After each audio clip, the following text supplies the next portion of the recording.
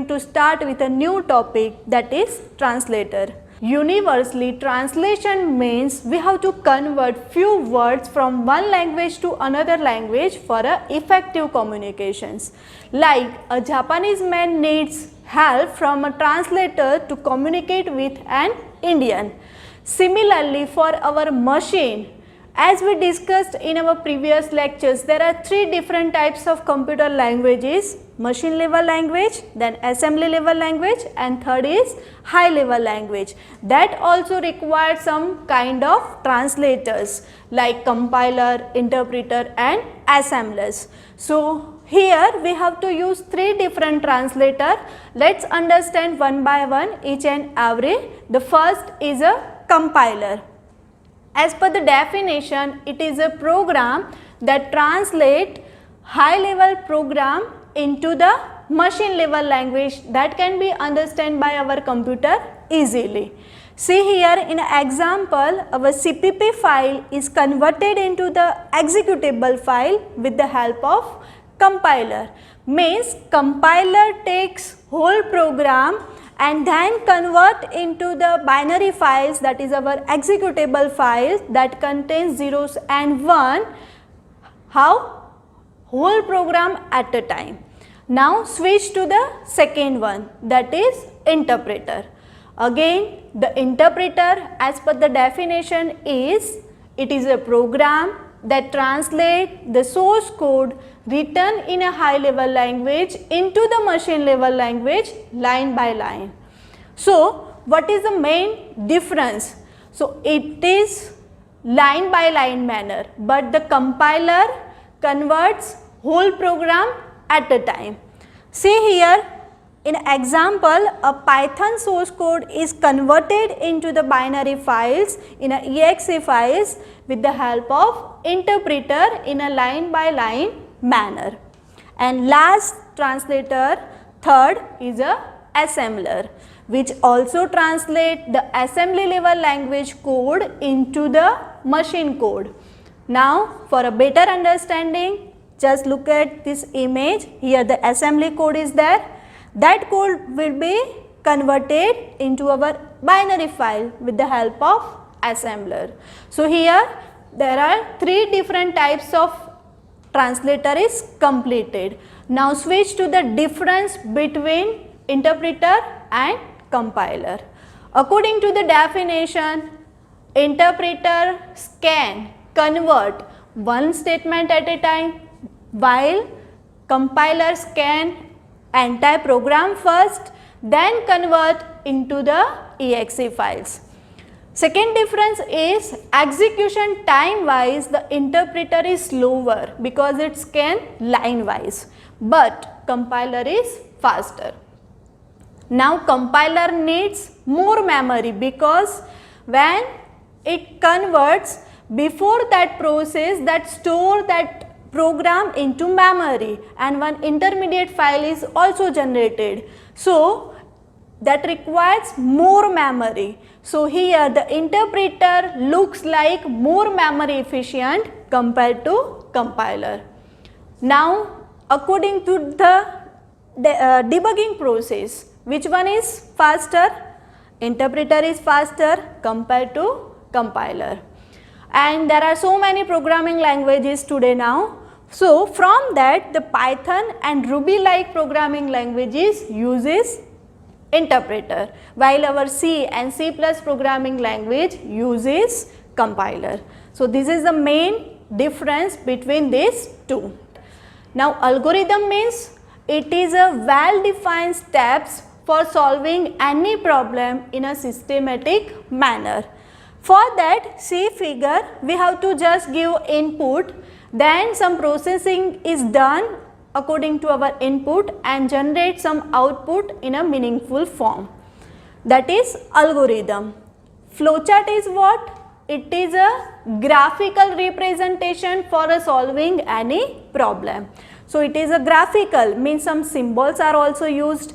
So let's see here, the table is there that indicates which symbols we have to use for which purpose.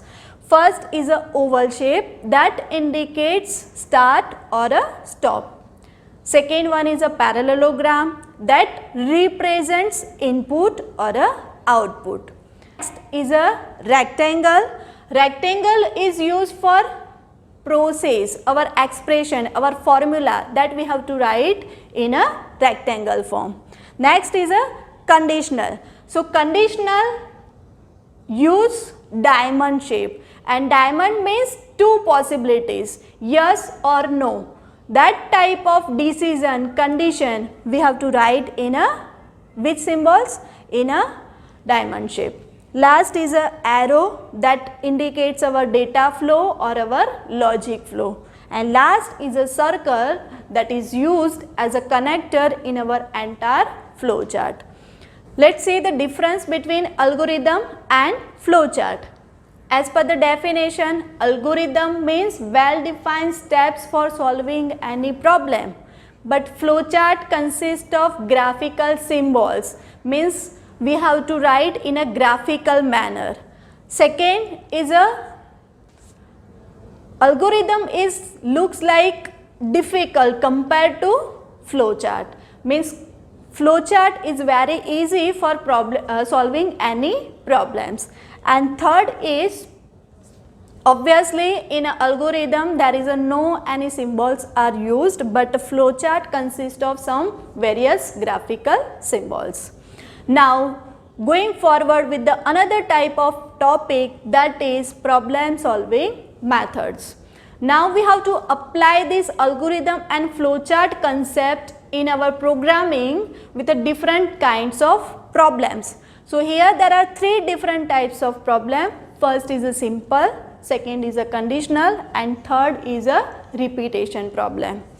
First is a simple, means just we have to give one input, then according to the input we have to do some process on it and then generates the output. Simple, our kitchen recipe. Second one is a conditional. Now according to the name of title, we have to now apply condition in a simple type of problem. So again the condition has a two option always. So here suppose you have a two options, then at that type you have choose the second type of category, that is conditional problem. And third is a repetitional problem, means if you want the same process more number of times, then it is known as repetition problem. These all the problems now we can see in a details how it can works. So start with very first simple problem. Here I am taking very easy example for our day-to-day life. Our morning is start with it, that is how to make a tea. You all guys know the recipe for making tea. Just see here. Pour water in a pan first, then we have to add tea powder and sugar in it, then boil this for some time and then add milk and again boil for some time. Now your tea is ready, so you have to filter the tea and serve in a cup. This recipe, these steps, we can say that our algorithm. Now how we can do the flow chart for same problem? So flowchart consists of shapes, symbols. So first step is start, that is always in a oval shape, and last step is always stop, that is again in a oval shape. Now second is input, third is also input, because we have to add milk, we have to add sugar, we have to add tea powder, that is in our 2 and 3. So second and third step we have to write in a input, that is parallelogram. Then next fourth number is boiling water, boiling milk, sum, that is known as process, and process is always in a rectangle. So fourth step is in which shape? 4 is always in a rectangle. And last, now our tea is ready, that is our output. So write down same fifth step in a parallelogram, that is output. So this is the concept how we can apply algorithm and flow chart in our simple problem. Now move to the second category, that is conditional type now. As we discussed earlier, conditional means we have now two options instead of one. Yes or no, true or false, something like this. So here our example is same, making tea, but now you have a two options, masala tea or a plain tea. Then what we have to change? The same steps we have to follow, only the change is in a fourth step. Here I am applying if statements. If you want masala tea, then you have to follow step number 5. Otherwise, for a plain tea, you have to directly jump onto the 6 steps. Now, same principles applied for a flow chart also. So, here this is condition. Fourth step is our condition, that is in which shape? It is in a diamond shape. So, first do the diamond shape, and here again apply the condition true and false. True means 5 number and false means a 6 step. After completing these steps 5 or 6, now our tea is ready, that is 7 steps. So from true or false, both of them, now we have to switch onto the 7th step, and last is 8. So this is the flow, how we can make conditional type of problem. And last is a repetitional type. Repetition word you all know. The same process we are applying more number of time. So same example, if you want 3 times tea in one day, then what you have to do? You have to follow the same steps 3 times again. Instead of that, our algorithm is changed how? Only we are changing here one steps, which while you want tea second time, then you have to go move upward onto second steps. That means you have not write same step again and again, but you have to jump at some place, that is here in a step number 2. So same here, the condition is there, for that we are writing diamond shape, and according to the requirement of user, if you want for a second time, you have to jump on a true part, that is in a second step. Otherwise directly you have to go for a last step, that is top. So these all kinds of problems we are solved using different types of algorithm and flow chart. I hope you guys enjoy these lectures very well, and you are clear about the concept of algorithm and flow chart. In the next video lectures, we are starting with one technical problems of our subjects for algorithm and flow chart. I hope you like this video. If you like this video, then thumbs up. If you think this video will help some of your friends, then do share this video with them. Also, you can subscribe my channel, so when I upload new videos, you get a notifications. Thank you. If you have any query, contact me anytime.